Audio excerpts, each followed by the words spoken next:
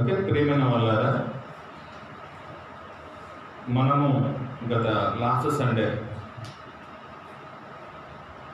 చెప్పబడినటువంటి మాటల్ని తిరిగి మనము మిగిలిపోయిన వాటిని కంప్లీట్ చేసుకుందాం. సువార్త అనగానేమి, సువార్త అనగానేమి అనే దాని మీద మాట్లాడుతూ ఉంటున్నా. మనకి ఫేస్బుక్లో నేను దేవుని మాటలు ఇలానే అందిస్తూ ఉంటే, వాక్యాన్ని అందిస్తూ ఉంటే, ఒక సహోదరి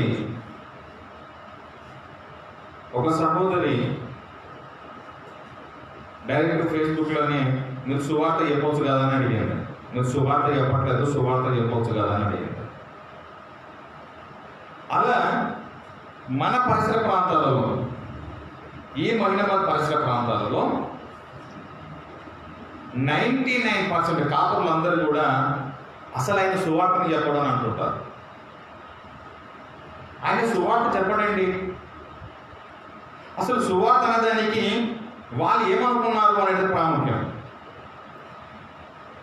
నేను గత వారం చెప్తూ ఉన్నాను, ఇద్దరు ఈ సంఘానికి వచ్చినటువంటి ఇద్దరు కలుసుకున్నప్పుడు వాడే పదం ఏంటి? ఇద్దరు కలుసుకున్నప్పుడు ఫస్ట్ స్టార్టింగ్ అంటే ప్రైజ్ ది లార్డ్ అని అనుకుంటారు. ఓకే, అర్థం ఏంటి? తెలుగు విశ్వాసం. ప్రార్థన అంతా అయిపోయిన తర్వాత చివరిలో ఏమంటారు అని అంటే ఆమెన్ అంటారు. ప్రార్థనని ఆమెతో ముగించేస్తారు. అప్పుడప్పుడు కొన్ని సంఘాల వారు పాటలు పాడుతూ మధ్య మధ్యలో సంఘంలో ఉన్నటువంటి వారిని జోస్ కోసం హల్లెలూయా అని అనిపిస్తుంటారు. అవును కదా? ఏంటి అర్థాలు ఏంటి అంటే, ఇలా అర్థం లేకుండానే, అర్థం తెలియకుండా, వాటి అర్థాలు తెలియకుండానే వాడుతున్నటువంటి కొన్ని పదాలు. అలా ప్రియమైన వాళ్ళారా,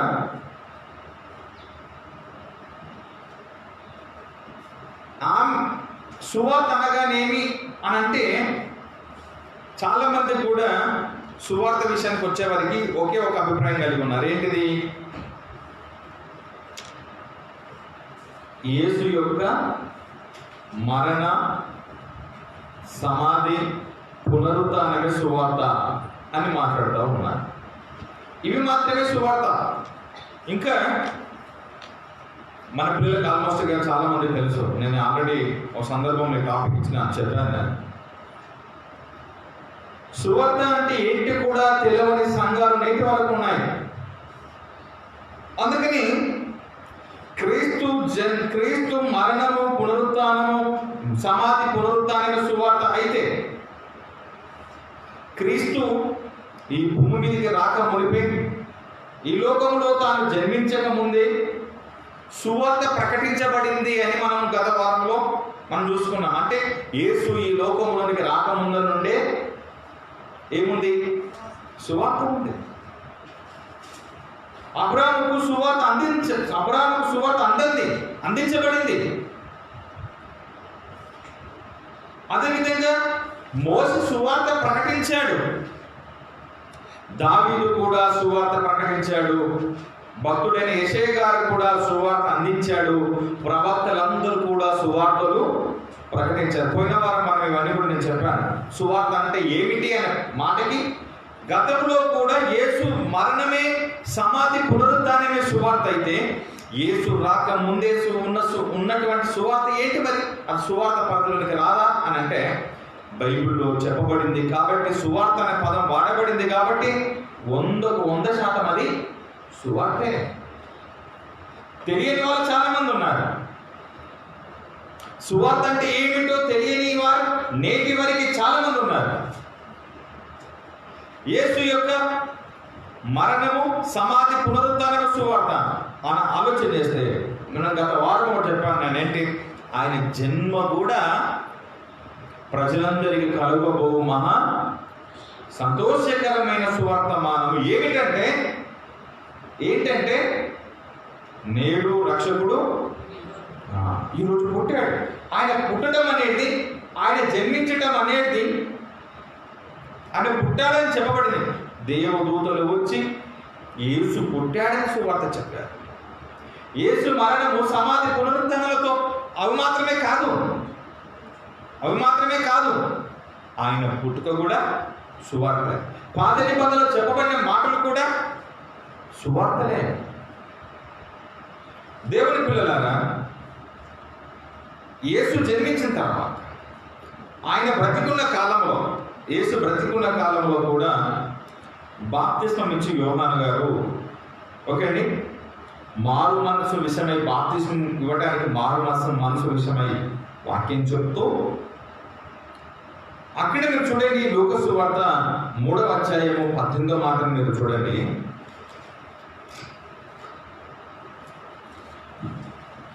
బాప్తిస్మం పొందుకోవడానికి వచ్చినటువంటి వారిని ఉద్దేశించి ఆయన మాట్లాడుతూ,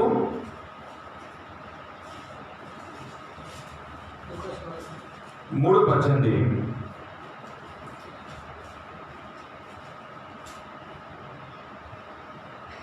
ఇదియుగాక అతడి ఇంకను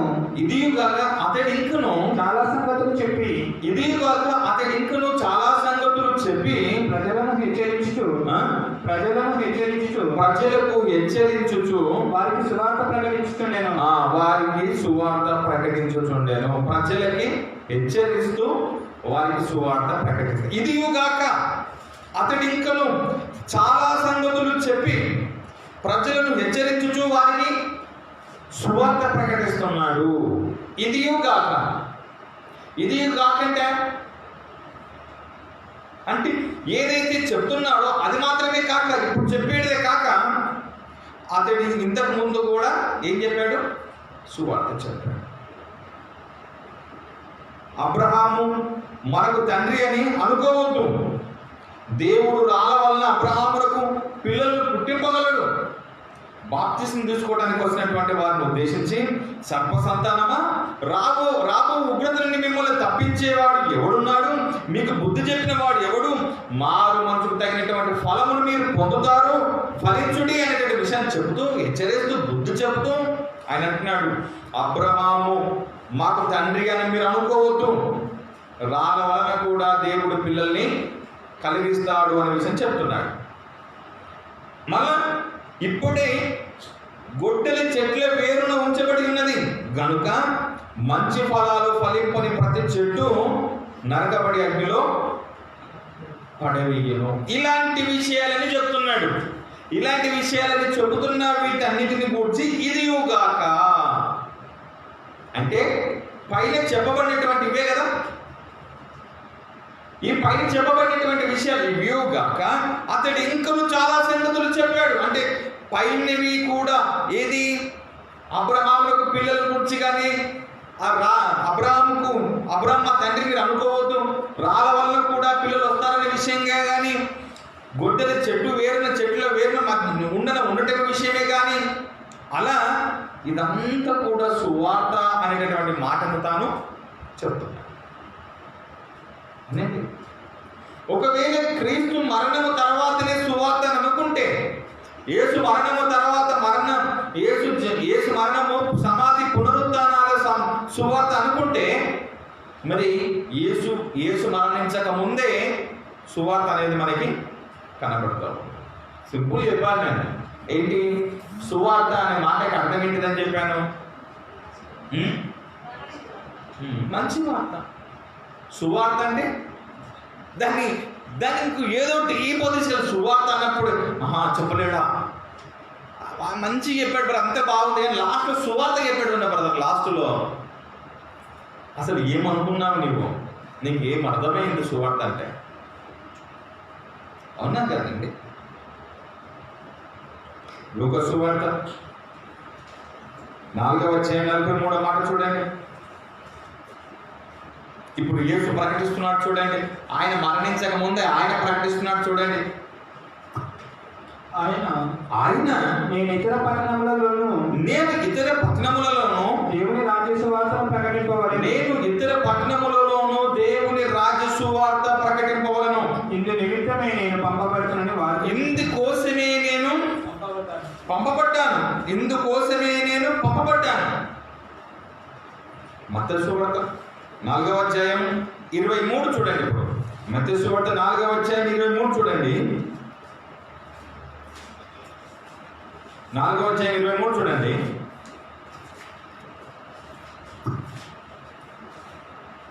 యేసు వారి సమాజ మందిరాలలో బోధించుతూ యేసు వారి సమాజ మందిరాల్లో బోధిస్తూ దేవుని రాజ్యమును గూర్చిన సువార్తను ప్రకటించుచు దేవుని రాజ్యమును గూర్చిన సువార్తను ప్రకటించుచు ప్రజలలోని ప్రజలలో ప్రతి వ్యాధిని రోగమును స్వస్థపరచుచు గలిలయ అంతటా సంచరించెను. ఆయన గలిలయ అంతటా సంచరిస్తున్నాడు.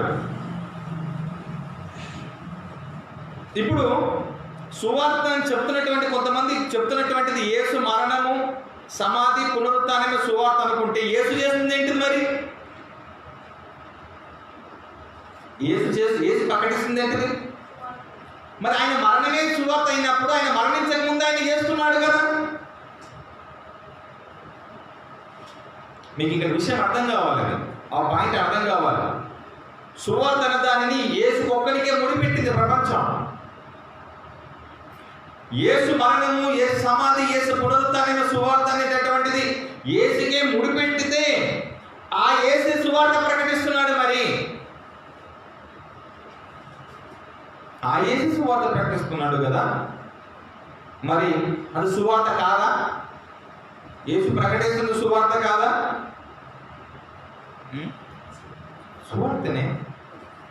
నువ్వు అనుకుంటున్నావు మీకు దేవుని మాటలు సరిగ్గా అందించటము, దైవ జ్ఞానాన్ని సరిగ్గా బోధించటంలో విఫలమైపోయి ఇంకా వేరే విషయాలు చెప్పడం చేతగాక, బైబిల్లో ఉన్నటువంటి విషయాలు చెప్పడం చేతగాక, వాటిని ప్రజల్లో ఉన్నటువంటి అనుమానాలను నివృత్తి చేయటం కోసము చదివి వాటిని పరిశీలనగా చదివి ఇవ్వటం చేతగాక, ఆయన మరణము, ఆయన సమాధి, ఆయన పునరుత్థానం ఇదే సువార్త అని దీనికోసమే చెప్పుకుంటూ పోతాం.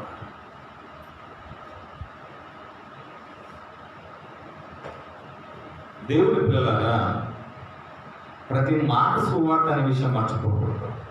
మనం ఏది మాట్లాడినా బైబిల్లో ఒక వచనము తీసుకొని, బైబిల్లో నుండి ఒక వచనము తీసుకొని ఏ వచనముతో మాట్లాడినా అది ప్రకటించబడుతుందంట సువార్తనే. చూడండి, మత్తయి సువార్త 11వ అధ్యాయం, మత్తయి సువార్త 11వ అధ్యాయం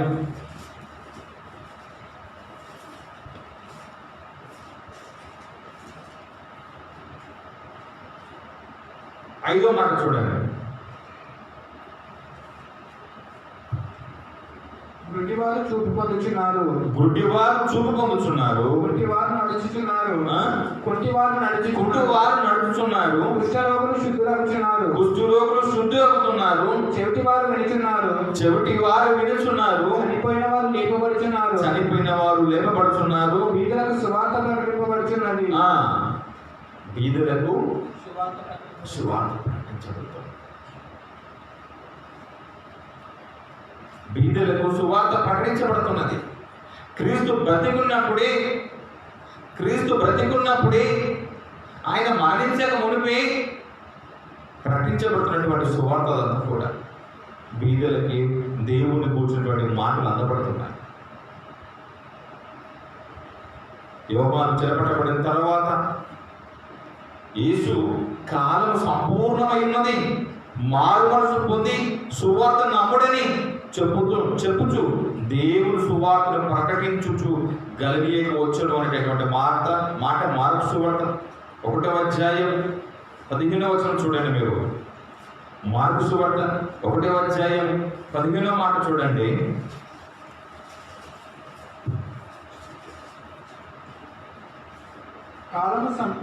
కాలము సంపూర్ణమైనది, దేవుని రాజ్యం సమీపించినది, మారు మనసు పొంది సువార్త నమ్ముడని చెప్పుచు, మారు మనసు పొంది సువార్తను నమ్ముడని చెప్పుచు. ఎవరు చెప్తున్నారు? యేసు చెప్తున్నాడు, సువార్త నమ్మండి మీరు అంటే. మరి యేసు అప్పటికి మరణించలేదు కదా,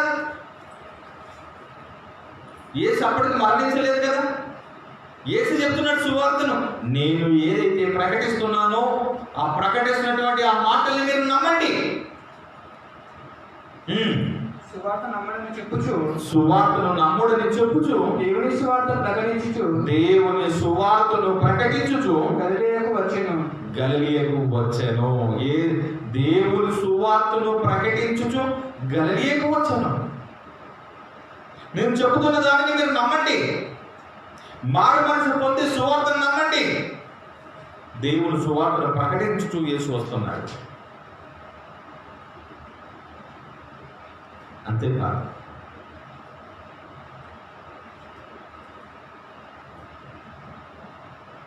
క్రీస్తు మరణించిన తర్వాత కూడా సువార్త ప్రకటించబడింది.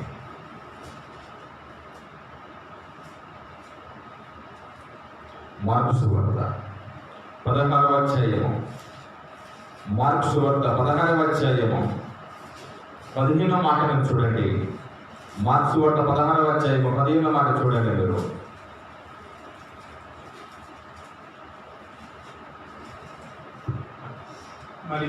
మరియు మీరు సర్వలోకమునకు వెళ్ళి మీరు సర్వలోకానికి వెళ్ళి సర్వ సృష్టికి సువార్తను ప్రకటించండి. సర్వ సృష్టికి మీరేం చేయాలి? సువార్తను ప్రకటించండి. సువార్త చేయాలి.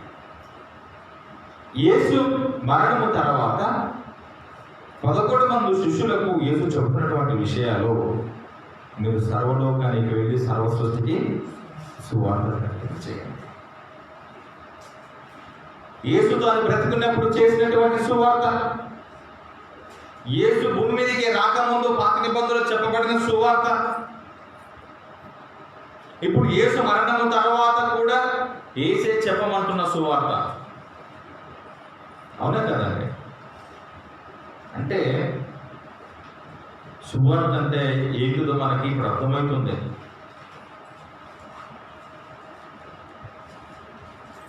బైబిల్లో చెప్పబడిన ప్రతి మాట సువార్త.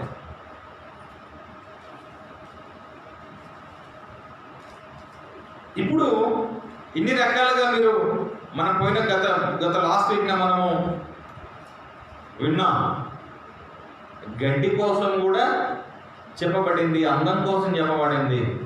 గడ్డి కోసం చెప్పిన, అందం కోసం చెప్పినటువంటి విషయాలు కూడా ఏ పరిధిలోనికి వచ్చాయంటే సువార్త పరిధిలోనికి వచ్చాయి.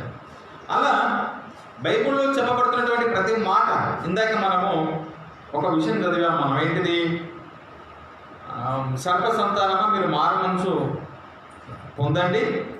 ఓకే, మీరు అబ్రాహ్మ తండ్రి అని మీరు గర్వపడుతున్నారు, కానీ దేవుడు రాళ్ళ వలన కూడా పిల్లల్ని కలగజేస్తాడు అనేది ఆ రకమైన అది చెప్పడం, అది కూడా సువార్త. దాంతోపాటు ఇదిగో చెట్ల వేరున ఏముంది? గొడ్డలు ఉంచబడి ఉంది. మారు మనసు తగినటువంటి మనసు మార్చుకోకపోయి ఉంటే ఇదిగో అవి నరకబడతాయి అని అలా చెప్పడం సువార్త. యేసేమంటున్నాడు? ప్రకటించుచూ వస్తున్నాడు. ఈ దేని గురించి? దేవుని రాజ్యమును గురించి ఆయన ప్రకటిస్తూ వస్తున్నాడు. ఇలా చెప్పబడుతున్నటువంటి మాటలన్నీ కూడా పదాలు వేరు వేరు ఉన్నాయి. మనకు స్పష్టత అయితే అవుతుంది, అర్థమవుతుంది. గడ్డి కోసం, పువ్వు కోసం, మనిషి కోసం, గొడ్డలి కోసం, చెట్టు కోసం, రాళ్ళ కోసం, ఇలా మారు మనసు ఒక మనిషిని మార్చడానికి చెప్పబడుతున్నటువంటి విషయాలన్నీ కూడా సువార్తే. అలా యేసు మరణించిన తర్వాత అపోస్తల కార్యములు ఆయన శిష్యులను వెళ్ళి సువార్త చెప్పమంటున్నాడు. వాళ్ళు వెళ్ళి సర్వలోకానికి సువార్త అందిస్తున్నటువంటి క్రమము దేవుని పిల్లరా తర్వాత కూడా సువార్త ప్రకటించబడింది. యేసు వెళ్ళిపోయిన తర్వాత అపోస్తల కార్యములు 8వ అధ్యాయము 34-35 మాటలు మనం చూడగలిగితే, అపోస్తల కార్యములు అప్పుడు నపుంసకుడు ప్రవక్త ఎవరిని గురించి ఇలాగ చెప్పుచున్నాడు? తన్ను గూర్చియా, వేరొకని గూర్చియా, నన్ను గూర్చియా, వేరొకని గూర్చియా? దయచేసి నాకు తెలుపుమని ఫిలిప్పును అడిగాడు. అందుకు ఫిలిప్పు నోరు తెరిచి ఆ లేఖనము అనుసరించి అతనికి యేసు కోసం ఏం చెప్తున్నాడు? ఇప్పుడు సువార్త ప్రకటించాడు. ఎవరు? ఇప్పుడు ఎవరు సువార్త ప్రకటిస్తున్నారు అక్కడ? ఫిలిప్పు సువార్త ప్రకటిస్తున్నాడు. ఎవరు గూర్చి? యేసు గూర్చి. ఇంతకుముందు చెప్పబట్టే కదా మరి సువార్తలు. పాత నిబంధనలు కానీ, తర్వాత క్రీస్తు రాకముందు కానీ, క్రీస్తు వచ్చిన తర్వాత కానీ మరి సువార్తలు ప్రకటించబట్టే కదా. అవునా కదండి? అలా సువార్తలు ప్రకటించబడుతూ మళ్ళా ఇక్కడ ఒక పదం వాడాడు. ఇప్పుడు ఇక్కడ ఒకటి ఏంటంటే యేసును గూర్చినటువంటి సువార్త అన్నాడు. యేసును గూర్చిన సువార్త, యేసు కోసం చెప్పబడుతున్న సువార్త ఏంటిది? యేసు కోసం అందించబడుతున్న సువార్త ఏంటిది? యేసు కోసం అందబడుతున్న సువార్త ఏంటిది?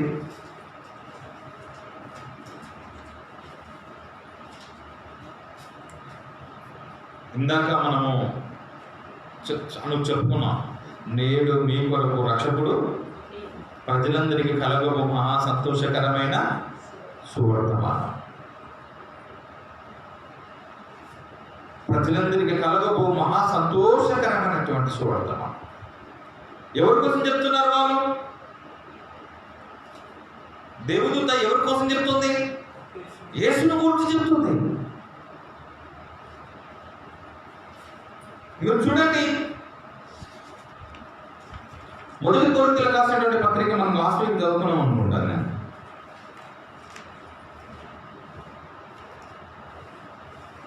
పదిహేనవ అధ్యాయం మొదటి నుంచి మనం చూద్దామండి.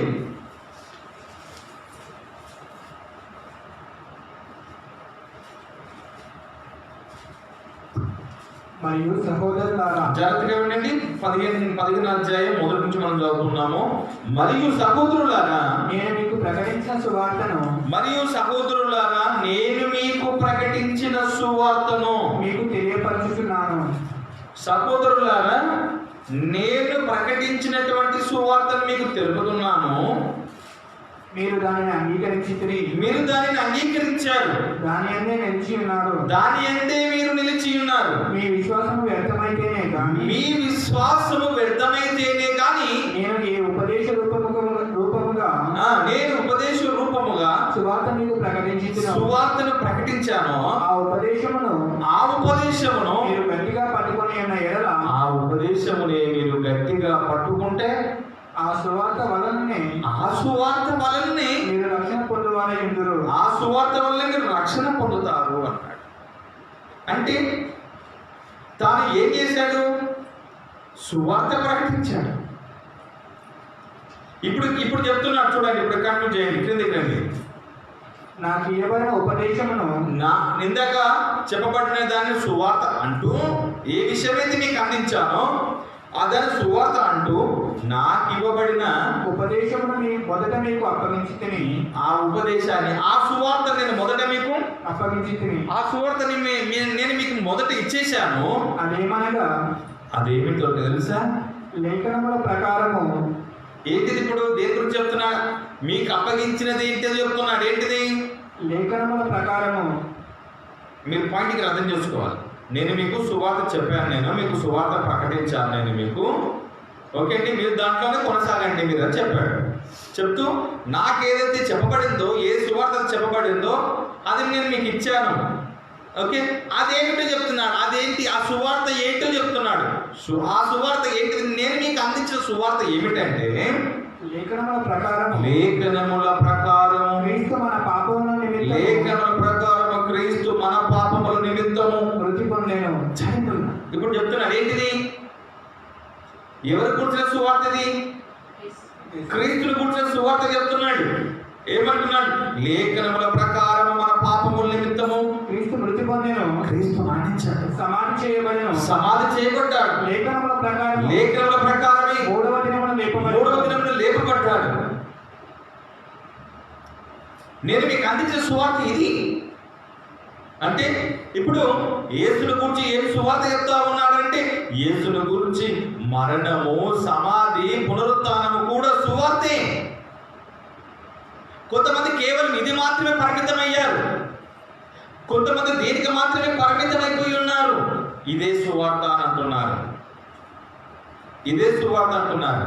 కానీ మరి యేసు ప్రకటించింది ఏంటి? మరి ప్రవక్తలు ప్రకటించింది ఏంటిది? మరి పాత నిబంధనలు చెప్పబడింది ఏంటిది మరి? అబ్రహాముకు అందింది ఏంటిది? దావీదు ప్రకటించింది ఏంటిది? మోసే చెప్పింది ఏంటిది? ప్రవక్తలు ప్రకటించింది ఏంటిది? యేషయా గారు చెప్పింది ఏంటిది? మరి క్రీస్తు జన్మించిన రోజున దూత ప్రకటించింది ఏంటిది? బాప్తిస్మం యోహాను గారు ప్రకటించింది ఏమిటి? యేసు బాప్తిస్మం తర్వాత తాను బ్రతికి ఉన్నప్పుడు దేవుడు రాజ్యంలో గురించి చెప్పినటువంటి సువార్త ఏమిటి? అంటే కేవలం యేసు మరణము, సమాధి, పునరుత్థానమే సువార్త అయితే అవి సువార్త కాదు అని ఒప్పుకుంటున్నట్టే కదా, కాదు అని అంగీకరిస్తున్నట్టే కదా. అది సువార్త పరిధిలోనికి వస్తలేదనే కదా అర్థం.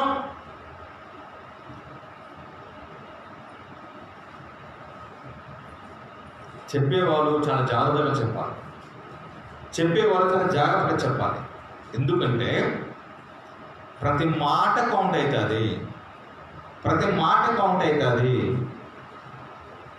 దేవుడు పిల్లారా. అందుకని ప్రవక్తులు ప్రకటించిన, పాత నిబంధనలో ప్రకటించబడిన, ప్రవక్తులు ప్రకటించిన, కొత్త నిబంధనలో ప్రకటింపబడిన ఇది అంతా కూడా సువార్త అని బైబిల్ చెప్పింది కాబట్టి మనం దాన్ని నమ్మాల్సి. ఎవరైనా మీరు ఒక విషయాన్ని తీసుకొని ఒక మాట వినండి, చెప్తున్నాను. ఒక మనిషి మరణించిన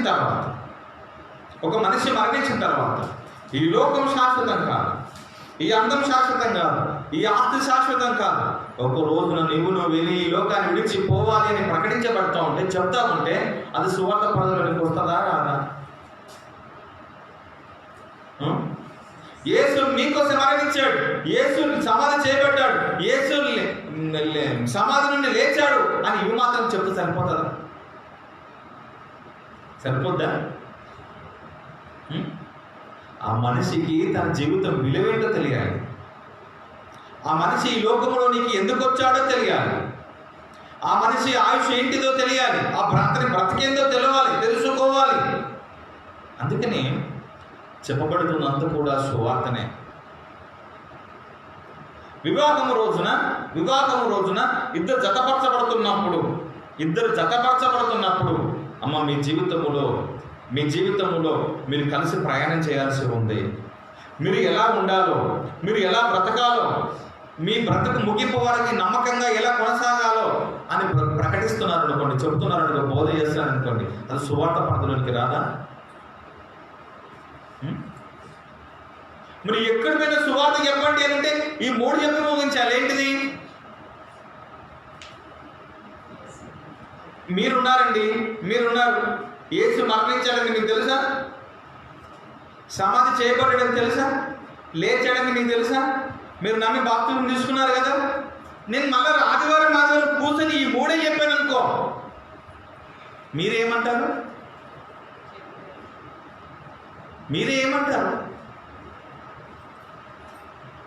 చెప్పిందే తెలుసు కదా మాకు, మరి ఏం చెప్పమంటారు? మరి సువార్త కాదంటున్నారు, ఇదే సువార్త, ఇదే చెప్పమంటున్నారు. మరి ఇది చెప్తేనే కొన్ని సంఘాలలో ప్రతి ఆదివారం ఇదే జరుగుతుంది. ఏంటిది? యేసు మీకోసము మరణించాడు, సమాధి చేయబడ్డాడు, లేచాడు. దీనికోసమే 2 గంటలు 3 గంటలు తెల్లని వస్త్రాలు ధరించిన సంఘాలన్నీ ప్రతి ఆదివారం. అంటే ప్రజలకి ఆలోచింపజేసేటటువంటి విషయాలు, దేవునికి సమీపస్తులను చేయడానికి చెప్పేటటువంటి బోధలు కరువైపోయాయి.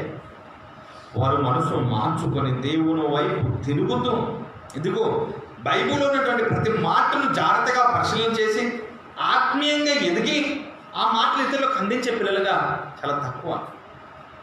అందుకని మనం ఇప్పుడు 2 తారీఖు ఆగస్టు, అక్టోబర్ 2 తారీఖు మనం ప్రోగ్రాం పెట్టుకుంటున్నాం. మరి అది సువార్త పరిధిలోకి వస్తుందా రాదా? మరి మళ్ళా 2 తారీఖు, అక్టోబర్ 2 తారీఖు పెట్టుకున్నటువంటి ప్రోగ్రాం సువార్త పరిధిలోకి వస్తుందా రాదా? చెప్పాలి బ్రదర్. మీకు తెలియదు సువార్త అంటే. ఆ సహోదరుడు నన్ను అడిగింది కాబట్టి మన వాదోపవాదాలు అందులో పెట్టి అవన్నీ పెద్ద చర్చ ఎందుకు? ఒకసారి చెప్తే తెలియని వాళ్ళకు కూడా తెలుస్తుంది, వినని వాళ్ళు కూడా వింటారు. చూడండి, యేసుని గురించి సువార్త ప్రకటిస్తున్నాడు. యేసు ఎందుకు వచ్చాడు, ఎందుకోసం మరణించాడు, ఎందుకు లేపబడ్డాడు అనేటటువంటి విషయాలు ఇదిగో నపుంసకుడికి ఎవరు చెప్తున్నారు? ఫిలిప్పు ప్రకటిస్తున్నాడు.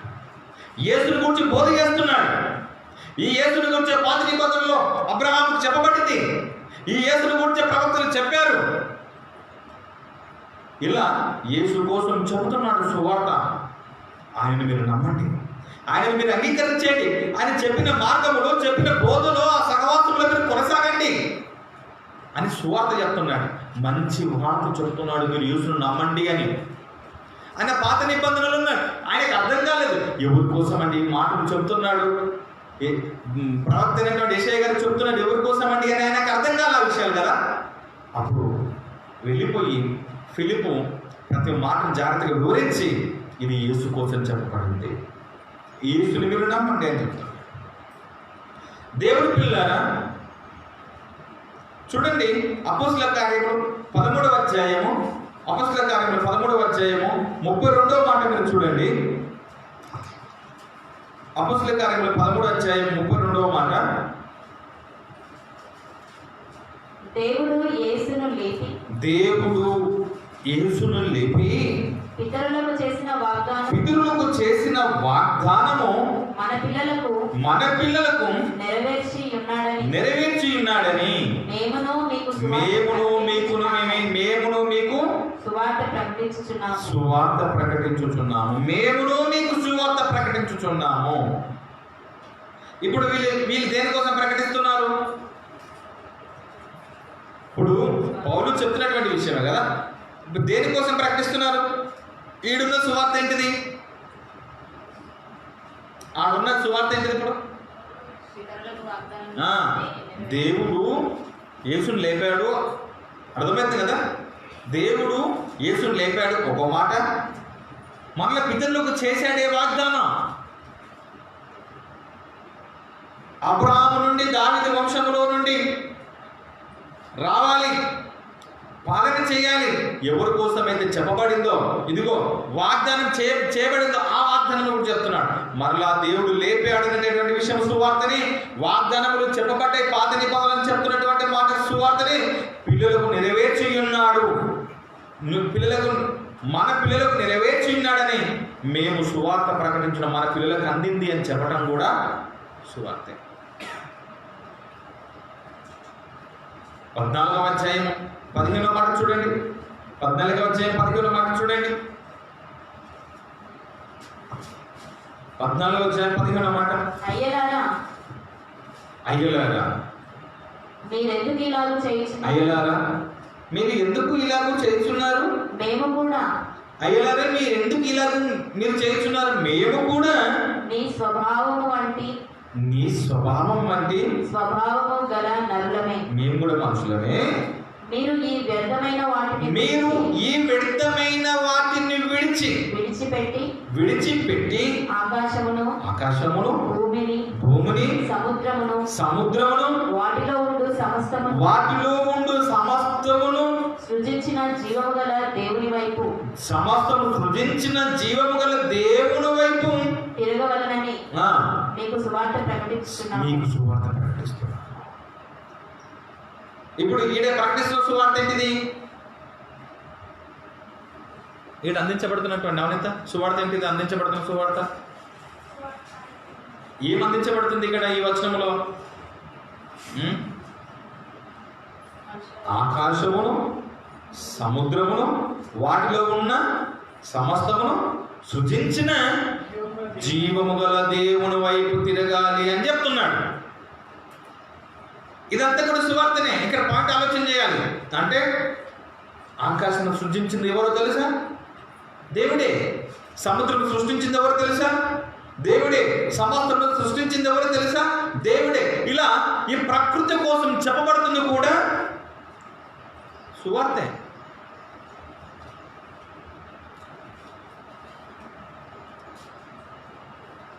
మీరంతా దేవుని వైపు తిరగండి అన్నాడు. ఇవన్నీ కలగజేసిన ఆ దేవుని వైపు మీరు తిరగండి అని సువార్త ప్రకటించబడతారు.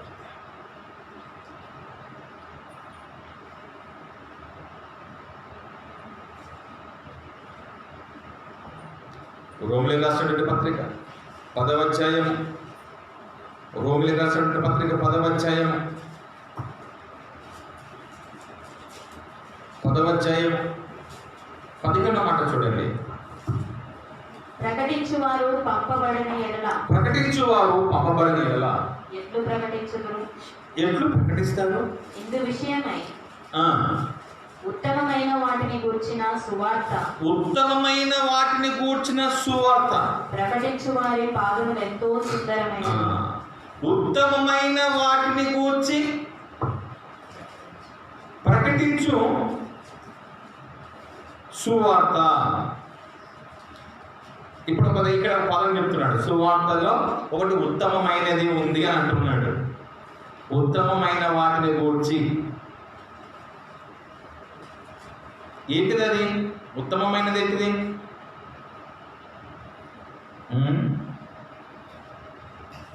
ఏంటిది ఉత్తమమైనది? ఏంటిది అది? ఇందాక సముద్రము అంటే సముద్రం కోసం చెప్పిండే, అందులోనే సువార్త. ఆకాశం ఉత్తమమైనది అంటే ఏంటిది? అది ఉత్తమం. ఒక చెట్ట, ఒక పక్షుల, జంతువుల ఈ ఉత్తమము ఏంటి? ఆ పదం ఎవరు? దేంటిది అది? కాదు, అదే ఉత్తమము అనేది సువార్త అంటే ఆ పదం చెప్తేనే. మరి ఏంటిది అది?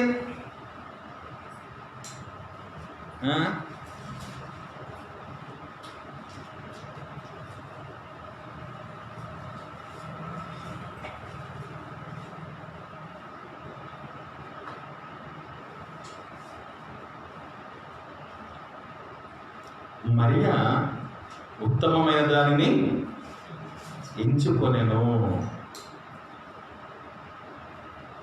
మరియా ఉత్తమమైన దానిని ఎంచుకొని ఏంటిది అది? మళ్ళా ఏంటిది అది? ఉత్తమమైన పదము. ఈ పదము అన్నిటికీ వర్తించేది కార్యక్రమేనండి. ఈ పదము ఒకటి దానికి మాత్రమే వర్తిస్తారు, ఉత్తమమైనది. మరి ఏం చేస్తుంది అసలు? అక్కడ ఏంటి సందర్భం? ఏంటి తెలుసా మీకు? లూకాసు వార్త 10వ అధ్యాయం 42వ మాట చూడండి. లూకాసు వార్త 10వ అధ్యాయం 42వ మాట.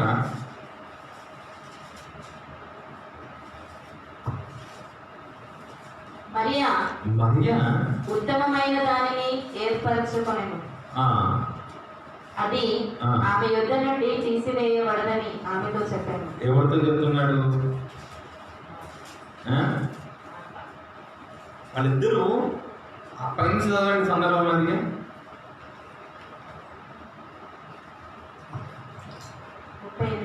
38 నుండి. అంతటా వారు ప్రయాణమై పోచుండగా ఆయన ఒక గ్రామంలోనికి ప్రవేశించాడు.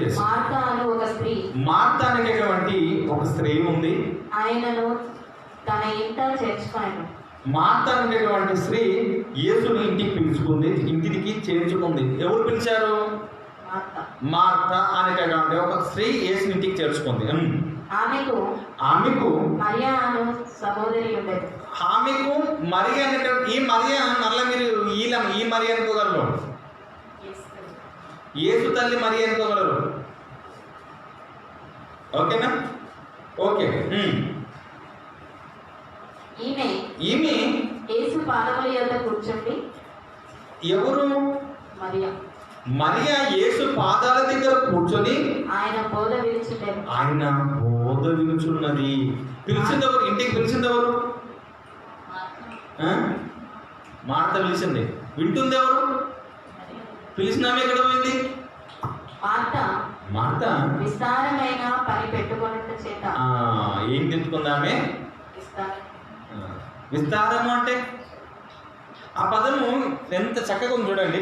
విస్తారము అనే ఒక్క మాటలోనే మిమ్మల్ని ఆలోచింపజేస్తుంది. విస్తారం అంటే ఎంత ఉండొచ్చు మీకు బాగా తెలిసి ఉంటుంది. ఎంత విస్తారం అంటే ఏమన్నా లేట్ అయింది ఎందుకు? దేవుని 10:30 అని తెలుసు కదా. ఎందుకమ్మా లేట్ అయిందంటే చాలా పని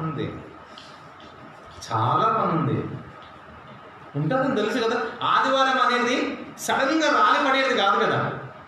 ఆదివారం అనేది ఓకే 6 రోజుల తర్వాత వస్తుంది. ఈ 6 రోజుల్లో నువ్వు ఏం చేయాలన్నా నేను ఆటంకం లేకుండా చూసుకోవాలి. ఆదివారానికి మనం ఇప్పుడు 2వ తారీఖు పెడుతున్నటువంటి ఆ ప్రోగ్రాంకి ఎన్ని రోజులు? సుమారుగా నెల పైన ఉంది. రోజులు నెల పైన ఉన్నాయి. ఎందుకు అన్ని రోజులు పెట్టినామంటే, ఒకవేళ ఈరోజు సాయంత్రం అన్నానంటే మీరేమంటారు?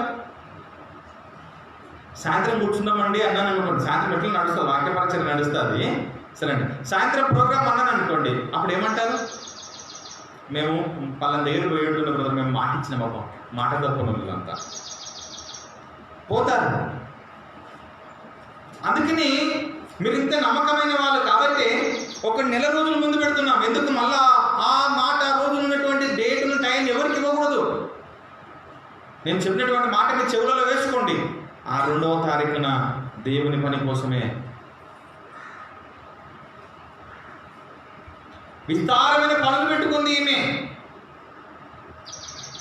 ఆమెనేమో పిలిచినామనేమో విస్తారమైన పని పెట్టుకుంది, ఇంట్లో ఉన్నామనేమో ఉత్తమమైనది వింటుంది. ఉత్తమమైనది వింటుంది అంటే మీరు జాగ్రత్తగా వినండి.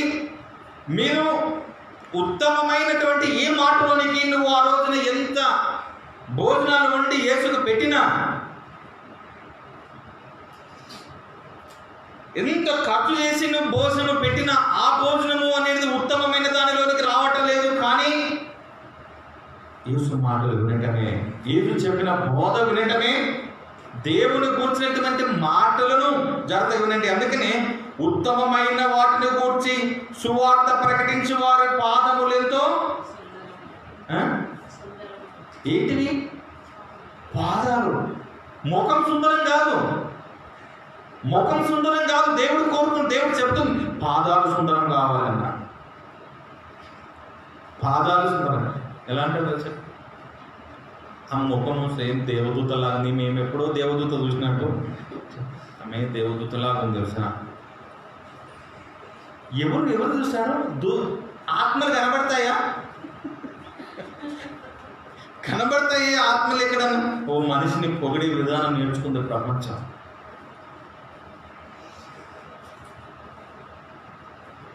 ప్రభు అంటున్నాడు మనిషికి ముఖం అందనేమో, కానీ దేవుడు అంటున్నాడు సువార్త ప్రకటించు వారి పాదాలు అందం. మీ పాదాలు అందంగా ఉన్నాయా? పాదాలు అందంగా ఉన్నాయా? నిన్న చిన్న ఒకటి మనం వీడియో చేసాము. ఒకటి మనం ఎవరు వెళ్తారు దేవుని పని కొరకయ్య అని. ఆయన చేయమంటే 10 గంటలకు పడుకున్నట్టున్నాడు ఆయన. ఏమండి మరి చెయ్యాలి ఇది దేవుని పని అని చెప్పిన వాళ్ళు కూడా లేరు. మరి నువ్వు అవి అన్నీ ఏడుకుండా కూర్చుంటావు. ఇది దేవుని కూర్చున్న పని కదా, 10 నిమిషాలు వెయిట్ చేయండి, ఏం కాదు చేయండి. అందులో ఒక ఆయన, నేను ఎప్పుడే మీకు వినిపించాను, నేను ఒక వికలాంగుడు కరపత్రికలు పంచుతున్నాడు. నేను అందులో నేను చెప్తా ఉన్నాను, ఆ విషయాలు ప్రకటిస్తూ ఉన్నాను. ఆ వీడియో పక్కన అందులో వస్తుంది ప్రోమోలో. మీరు వెళ్తారా దేవుని పనికి అనేటటువంటి, దేవుని పని కొరకు ఎవరు వెళ్తారు అనేటటువంటి ఆ ప్రోమోలో ఆ విషయంలో చెప్తూ ఆయన వెళ్తున్నాడు. ఆయన పాదాలంటే సుందరమైనవి, ఆయన పాదాలంటే సుందరమైనవి. ఒక అతను వస్తుండే,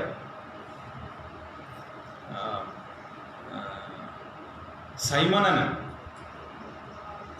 ఒక వ్యక్తి వస్తుండే. ఆయన కాలు చేతులు ఏం అవయవాలు సరిగ్గా పనిచేయవు. ఓకే అండి. ఆయన ఏవో మోసుకొని వస్తుండే, మూటలు బ్యాగులు, అవి బుక్కులు పుస్తకాలు పంచుకుంటూ వస్తూ ఉంటాయి.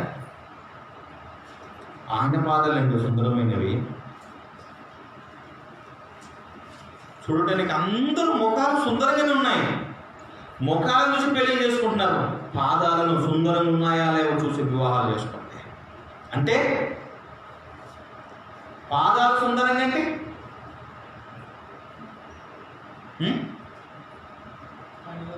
ఈ వ్యక్తి దేవుడు సువార్త ప్రకటిస్తున్నాడా లేదా అని చూసే పెళ్లి చేసుకుంటాయి, వివాహాలు చేసుకుంటాయి. ఆ వ్యక్తి నడుస్తున్నటువంటి ఆ పాదాలు నడుస్తున్నటువంటి పాదాలతో నీ పాదాలు కలుపు ప్రభు పనిలో ఉండు. మీరు ఇరువురు కలిసి దేవుడి పనిలో కొనసాగండి. నేను ప్రతి ఆదివారం రోజు కానీ ప్రతి శనివారం రోజు కానీ చెప్తున్నాను ఏంటో తెలుసా, నేను ఏం చేయాలి దేవుని కోసం? ఉదయం లేచిన వెంబడి లేదా రేపటి రోజు కోసం ఈరోజు అయ్యో రైస్ అయిపోయింది కదా, కూరగాయలు అయిపోతున్నాయి కదా, నూనె అయిపోతుంది కదా, ఎంత ప్లాన్ చేస్తాము. పేస్ట్ పెద్దది కొనకరా, ఎందుకు అంటే నీ ప్లాన్ ఏంటిది? నువ్వు దేవుని పని కోసం నేను దేవుని పనిలో ఉండాలి, నేను దేవునికి ఏం చేయాలి, ఎంతగా దేవుని పనిలో నేనుంటే ఆయన ఎంతగా నేను సంతోష పెట్టగలుగుతాను, నేను ఏం చేయాలి అని చింత కలిగి ఉంది ఎవరికైనా. యేసును చూడనివాడు, యేసుతో నడవనివాడు, యేసుని గూర్చి ముందే ఆలోచన చేసి క్రీస్తు నిమిత్తమైనటువంటి శ్రమలే గొప్పవని, ఐగుప్తులో ఉన్నటువంటి ధనము కంటే ఇంకా క్రీస్తు శ్రమలే గొప్పవని భావించి ఫరో యొక్క కుమార్తె యొక్క కుమారుని అనిపించుకోలేదు అనుకోవటం కంటే యేసు నిమిత్తమే ఎంత దూరంగా ఉందండి ప్లాన్ అంతా, ఎంత దూరంగా ఉంది ఆలోచన, ఆయన భవిష్యత్ అంతా మీది.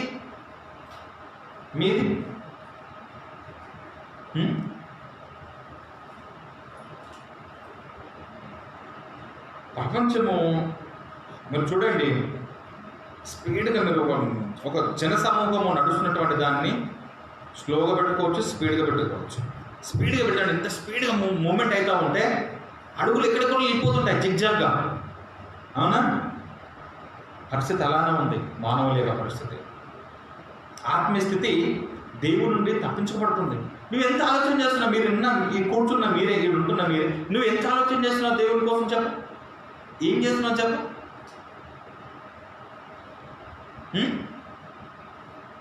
ఏం చేస్తున్నారు?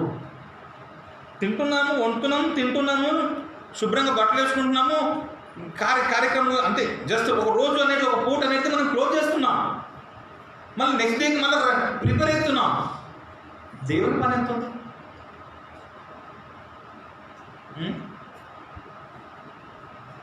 ఆలోచన చేస్తున్నాను ఇప్పుడు. అందుకని వారి కడిపే వారి దేవుడు, వారి పనులే వారి దేవుడు. వారు దేవుడి కంటే మిక్కిలి దేని ఇష్టపడ్డారో వారే వారికి దేవుడుగా మార్చుకుంది ప్రపంచం. ఎన్ని సాకులు చెప్తావు తెలుసా? అతసాక్షిగా నీవు దేవుని కోసం అతసాక్షిగా మారాల్సిన నీవు సాకులు చెప్పుకుంటూ కాలం అంతా పూట అంతా అలా గడిపేస్తున్నావు. ఏముంటుంది? ఎంత బ్రతుకుతావు? దేవుడి కోసం ఎలా ఉంటున్నావు?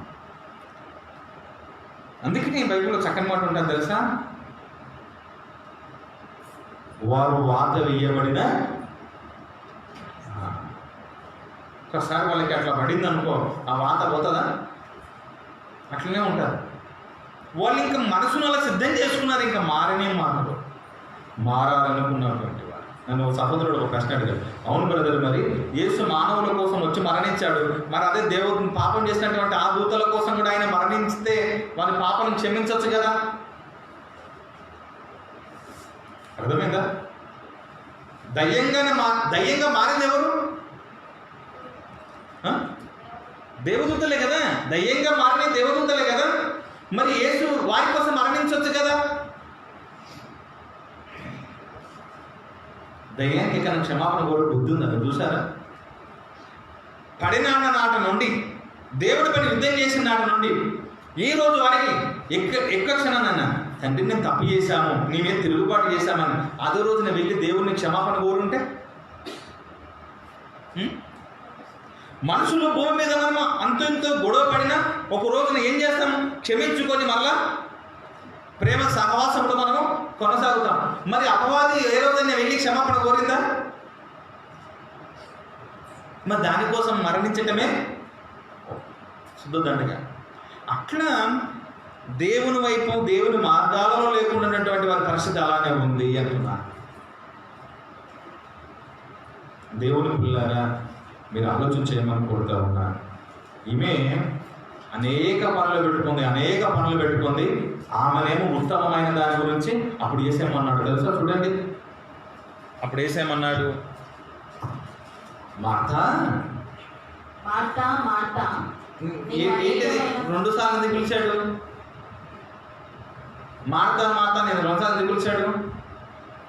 ఒక మనిషి ఒక పదాన్ని సింపుల్ ఒకటేసారి పిలవచ్చు కదా, 2 సార్లు ఎందుకు పిలిచాడు?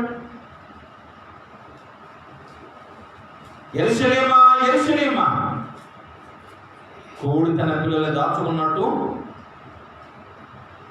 ఎందుకు ఒక పదాన్ని 2 సార్లు పిలుస్తున్నాడు? మార్త అనవచ్చు కదా. మీరు ఇప్పుడు పిలిచారా మీ పిల్లలు 2 సార్లు? ఎట్ ఏ టైంలో 2 సార్లు పిలిచారా? పిలిచారా ఎవరన్నా? ఎందుకు వస్తుంది ఆ పదాలు ఒకటేసారి 2 సార్లు ఎందుకు వస్తుంది ఆ పదం మాటలు? పిలిచావు నన్ను ఇంటిలోకి, పోతున్నావని పిలిచింది ఎవరు? మార్త పిలిచింది. పోయి పనులు పెట్టుకుంది. మార్త మార్త, నువ్వు విస్తారమైన పనులు నువ్వు విన్నావు, నన్ను పిలిచావు. కానీ మరియా ఉత్తమమైన దానిని ఎంచుకుంది. ఏంటిది ఉత్తమమైనది? ఏంటిది? మిగిలినంతా ఉత్తుదే అని అర్థం. ఉత్తమమైనది ఏంటిది? వాక్యం వినటము, విన్నదాన్ని ప్రకటించటం. ఉత్తమమైన వాటిని గురించి సువార్త ప్రకటించు వారి పాదములు ఎంతో ప్రకటించటము, విన్నటువంటి ఉత్తమమైన దానిని ప్రకటించటము. వినాలి, విన్నదాన్ని ప్రకటించాలి. మీరు ప్రకటిస్తున్నారా? మీరు ప్రకటిస్తున్నారా? ఎంతమంది ప్రకటిస్తున్నారు? నేను ఎదురు చూస్తున్నాను. ఏంటో తెలుసా? ఎప్పుడు మీరే చెప్తారా? శుక్రవారం రోజు ప్రోగ్రాం సరిగా చేయట్లేదు కాబట్టి, పిల్లలు సరిగా లేరు కాబట్టి ఆ రోజున ఆగుతుంది. మీరే చెప్తారా? శనివారం మీరే చెప్తారా? ఆదివారం పొద్దున మీరే చెప్తారా? ఆదివారం సాయంత్రం మేము చెప్పొద్దా? నువ్వు కూర్చొని అంటారేమని అనుకుంటున్నా. అబ్బే, పెన్ను పేపర్ పట్టుకొని వచ్చేస్తున్నావు. నువ్వు చెప్పు, మేము రాసుకుంటాం. నువ్వు చెప్పు. అయ్యారు సరే, నువ్వు శుక్రవారం నుండి మీరు చెప్తున్నారు కదా, శుక్రవారం నుండి మీరు చెప్తున్నారు కదా, మరి నాకు కూడా చెప్పాలని ఉంది, మరి నాకు కూడా టైం కేటాయించవచ్చు కదా అని అడుగుతారు అనుకుంటే, నేను ఇప్పుడైతే చెప్పినాను కదా, ఇప్పుడు చెప్పినాను కదా, చూద్దాం. ఇప్పుడు చెప్పాను కదా, చూద్దాం. ఒక స్పెషల్గా మా కోసం ఒక రోజు పెట్టండి, మేము బోధ చేస్తాం, మేము వింటున్నటువంటి విషయాలు ప్రపంచాన్ని మేము కూడా అందిస్తామని ఇప్పుడు చెప్తారేమని ఎదురు చూస్తున్నాను నేను. మాకు ఒక రోజు కేటాయించండి. శుక్రవారమా, శనివారమా, ఆదివారమా, ఆదివారం సాయంకాలం ఏదో ఒకటి మాకు ఇవ్వండి అని అంటారేమో చూస్తాను నేను.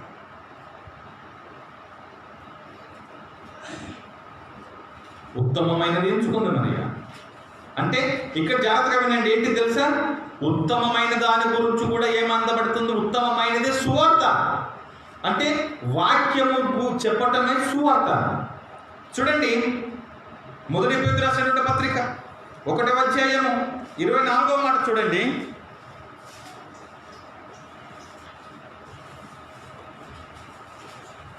మొదటి పేతురు రాసినటువంటి పత్రిక 1వ అధ్యాయం 24వ మాట చూడండి పిల్లలారా.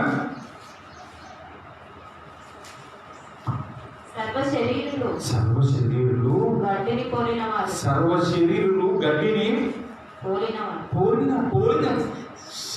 భూమి మీద ఉన్నటువంటి వారందరి శరీరాలు, మనుషులందరూ గడ్డి లాంటి వారు. వారి అందమంతయు, వారి అందమంతా గడ్డి పువ్వు వలె ఉన్నది. వారి అందమంతా గడ్డి పువ్వు వలె ఉన్నది.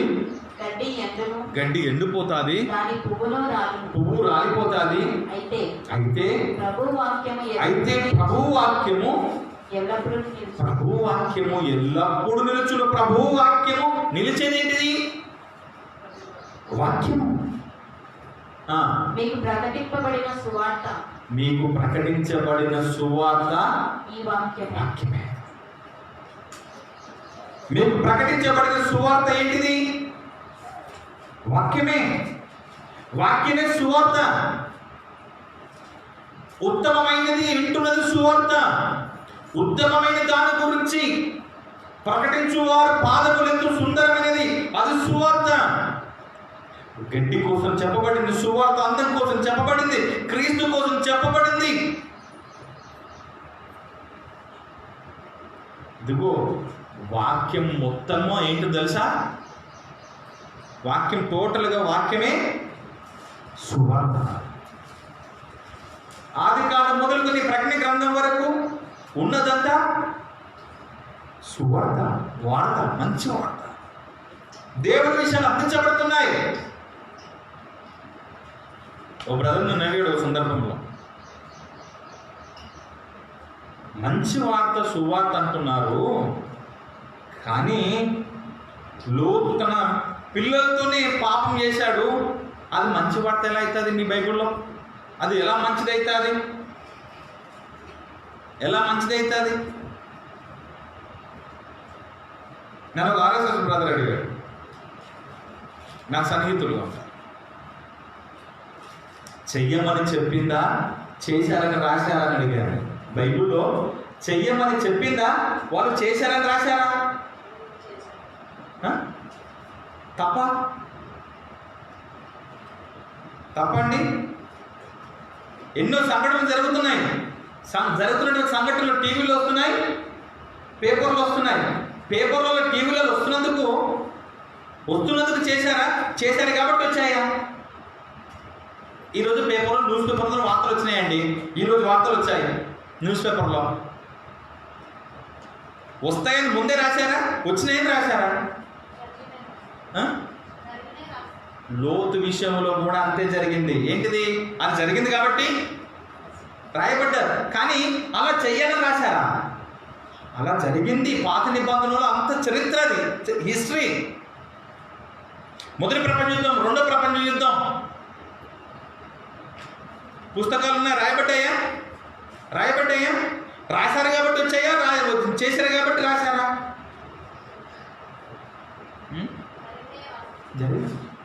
ఆ కాలంలో ఆదమవుడు తోటలో ఉన్నారు, అవునా? వాళ్ళు ఎలా ఉన్నారు అనేది అంతా కూడా మనకి ఎలా తెలుసు? రాయబడ్డాయి. ఏమి చెయ్యాలో ఏమి చేయకూడదో బైబిల్ చెప్పింది తెలుసా?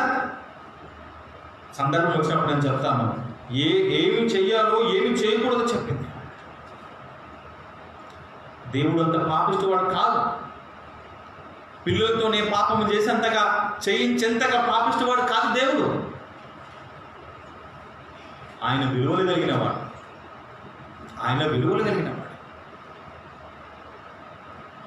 అలా చేశారని మందలించాడు ఆయన. తప్పు అంటాడు ఆయన. దేవుని పిల్లలారా, అలా చెప్పబడిందంతా కూడా సువార్తే. ఇప్పుడు లోతు కోసం కూడా చెప్పబడింది కదండి. అంటే సువార్తనంటే అదేంటిది? అవును, సువార్త ఏంటిది? అలా చేయకూడదు, చేశారు చేయకూడదు. బైబిల్లో ఉన్నదంతా కూడా అపవిత్రమైనది ఏమీ లేదు. వివరించటంలో, తెలియజేయటంలో చేతగాకపోవచ్చు కానీ ఇతరులకి, కానీ మనలాంటి వాళ్ళకి అది కాదు.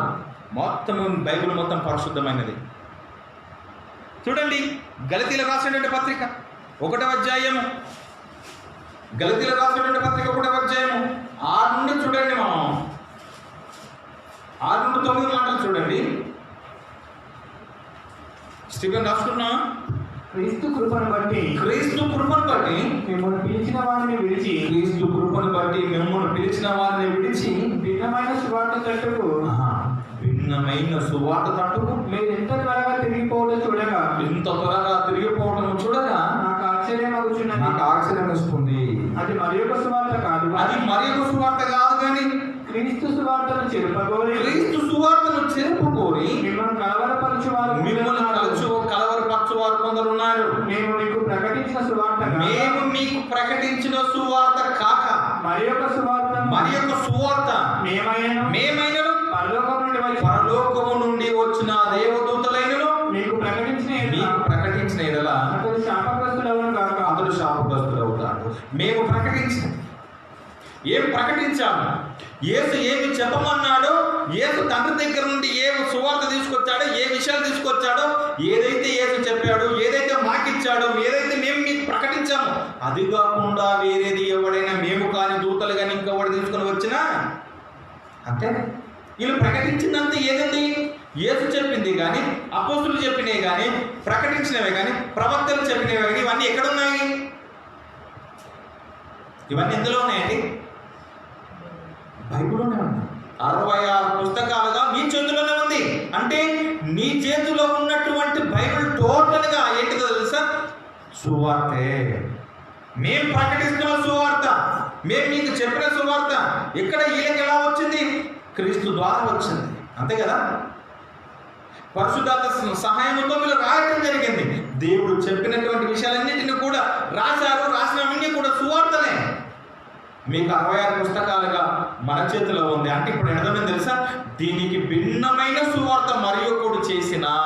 దేనికి భిన్నమైనది? ఇప్పుడు చెప్పండి. ఏ సువార్తకి? బైబిల్కి సంబంధించినటువంటి దానికి. ఈ వాక్యమే సువార్త. వాక్యమే సువార్త.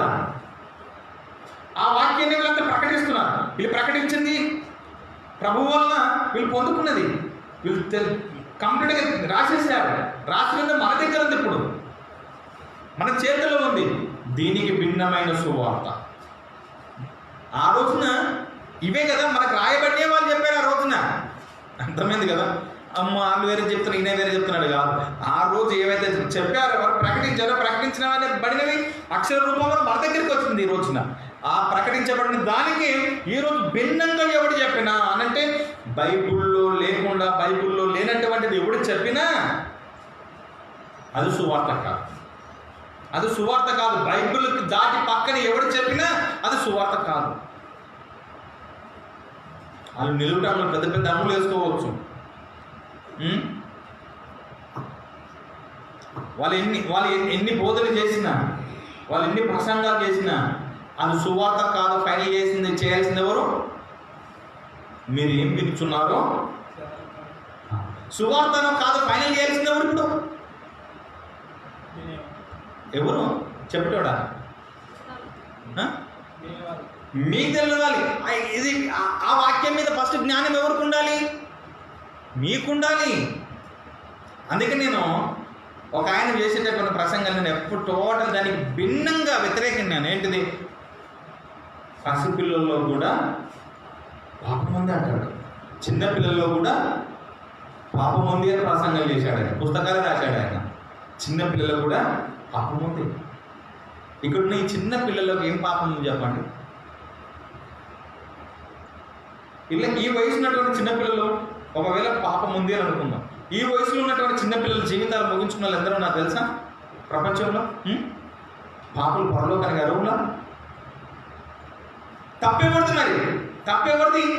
ఇంకా వాళ్ళు పాపమే చేయలేదు, పాపమే ఆమె పాప విధానంలోనే లేదు, వారు మరణించారు, వారు పరలోకానికి వెళ్ళకుండా తప్పేవద్దు. మరి వాళ్ళు నరకానికి వెళ్ళడానికి కారణం ఎవరు? కారకులు ఎవరు? దేవుడైతాడు. ఎందుకు?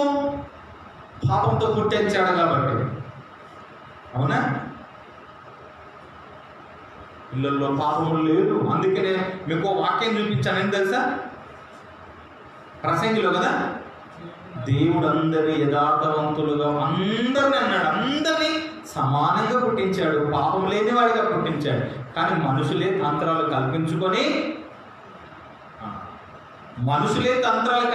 వెళ్ళిపోతాం. నేను మీకు చిన్న ప్రోమో రూపంలో ఇచ్చాను. నేను ఏంటిది? దేవుడు తలరాత రాస్తాడా అనే దాంట్లో ఒక పాయింట్ చెప్పాను. టోటల్గా అలాగే రాస్తే ఇంకా మనం ఎందుకు? అంతే కదా.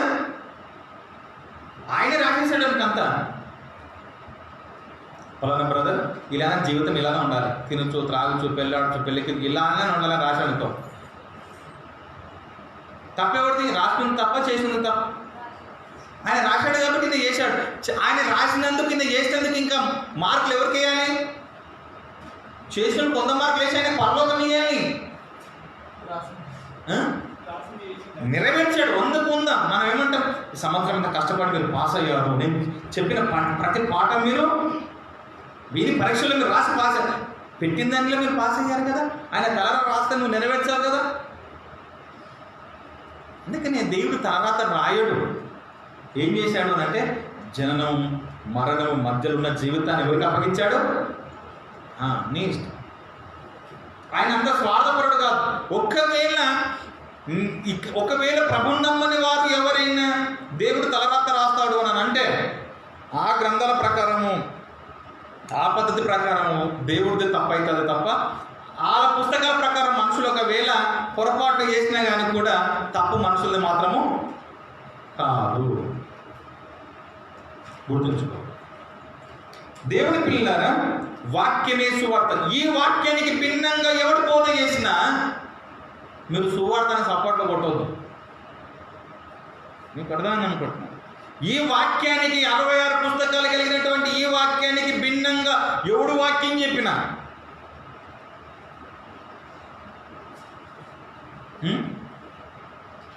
వాక్యమే కదా, బైబిల్కి వెళ్ళి తీసే చెప్పిండు కదా అని అంటే బైబిల్కి వెళ్ళి తీసే శనివారం కూర్చోమంటున్నారు. బైబిల్కి వెళ్ళి తీసే కదా శనివారం. చూసారా, దేవుడు 7వ దినాన్ని విశ్రాంతి దినముగా విశ్రాంతి తీసుకున్నాడు. ఇదిగో ఈ విశ్రాంతి అందరూ తీసుకోవాలి, ఈ విశ్రాంతి అందరూ పాటించాలి. శనివారం అందరినీ విశ్రాంతి ఉండమని బైబిల్ నుంచి తీసుకొని బోధ చేస్తున్నారు. నువ్వు ఆలోచన చేయాలి దాని మీద జ్ఞానం నీకు ఉండాలి. అది సువార్తనా కాదా, లేదా వాక్య వ్యతిరేకం అనేది ఎవరు ఫైనల్ చేయాలి? నువ్వు ఫైనల్ చేయాలి. మీరు ఏం వింటున్నారో కొంచెం అంతే. ఇందాక మనం నిన్న పోయిన లాస్ట్ టైం నుంచి ఇప్పటిదాకా మాట్లాడుకుంటున్నాం. ఏంటిది? సువార్త అనగానేమి, సువార్త అనగానేమి అని మాట్లాడుతున్నాం. ఓకే అండి. అసలు ఇవన్నీ మాట్లాడుకుంటున్నటువంటి మనమే చెప్పినటువంటి విషయాలలో ఆది కాండంలో చెప్పబడింది, పాత నిబంధనలు చెప్పబడింది, ప్రవక్తలు చెప్పారు, యేసు ప్రకటించాడు, యోహాను గారు ప్రకటించారు, అపోస్తులు ప్రకటించారు. ఇదంతా చెప్పబడినంతా కూడా సువార్త అనేటటువంటి పదాలు మనము విన్నాము. ఈ వినేదంతా కూడా అసలు ఇది సువార్తనేనా? మనం వినుకున్నదంతా కూడా సువార్తనేనా? సువార్తనేనా మనం విన్నది ఇప్పటిదాకా? ఎలా కన్ఫర్మ్ చేస్తున్నాం? వచనాలు, ఆ వచనం చూడాలి.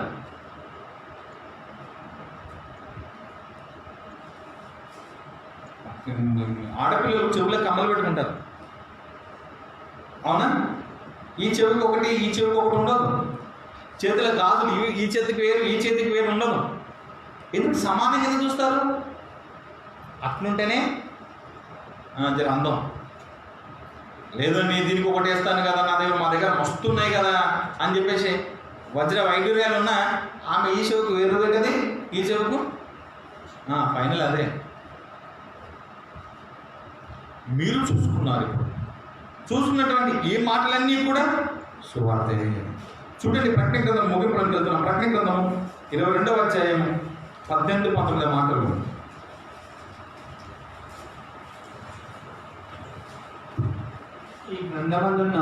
ఈ గ్రంథమందున్న ప్రవచన వాక్యములను విను ప్రతి వానికి వాక్యములు విన్న ప్రతి వానికి నేను సాక్ష్యం ఇచ్చినది ఏమనగా ఎవడైనను వీటితో మరి ఏదైనా కలిపిన ఎడలా ఈ గ్రంథంలో వ్రాయబడినటువంటి తెగుళ్ళు దేవుడు వానికి కలుగజేస్తాడు.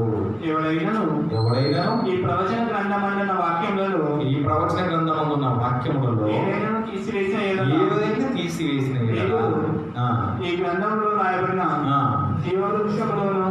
జీవవృక్షములోను పరిశుద్ధ పట్టణములోను వానికి పాలు లేవు. తీసిన కలిపి కలపొచ్చా? పోనీ చెప్పొచ్చా? పోనీ తీయొచ్చా? మరి ఏంది? మరి మనకేంది? తీయొద్దనే కలపొద్దని ఇప్పుడు రాజ్యాంగం రాయబడింది. ఎన్నో సవరణలు అయినా ఏంటిది? తీశారు, కలిపారు. రాజ్యాంగంలో ఎన్నో చట్టాలు చట్ట సవరణలు ఎన్నో జరిగినాయి చట్టసభలలో. మరి బైబిల్ అట్లానే మా సవరణలు చేసే అవకాశాలు ఏమైనా ఉన్నాయా? కలుపుద్దాం. ఏమైతుంది కలిపితే?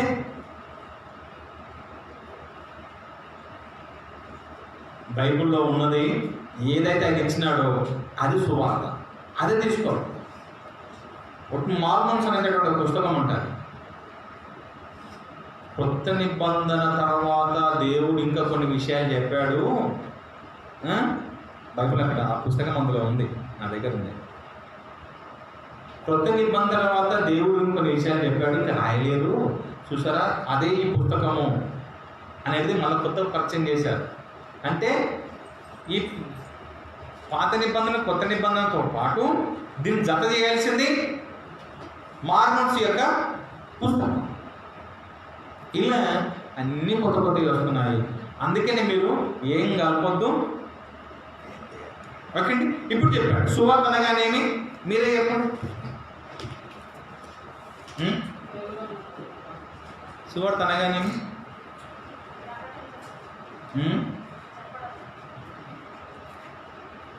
సింపుల్ ఒకటే మాటలో ఏంటి తెలుసా? వాక్యమే సువార్త. 66 పుస్తకాలు బైబిలే సువార్త. బైబిల్ లెక్కలు తీసుకొని వేరే చెప్తే అది సువార్తన కాదని ఫైనల్ మీరు చేయాలి. మళ్ళీ గుర్తుపెట్టుకోండి, మీరు ఆలోచన చేయాలి. ఓకే, దేవుని పిల్లలారా మనం ముగించుకుందాం. ఇంకా వాక్యమే సువార్త కాబట్టి వాక్యానికి మించి వాక్య వ్యతిరేకులు వాక్యాన్ని పక్కదారి పట్టించే బోధులు ఎవరు చేసినా మీరు నమ్మకూడదు. టోటల్గా 66 పుస్తకాలే సువార్త. కలుపుకుందాం ప్రారంభం.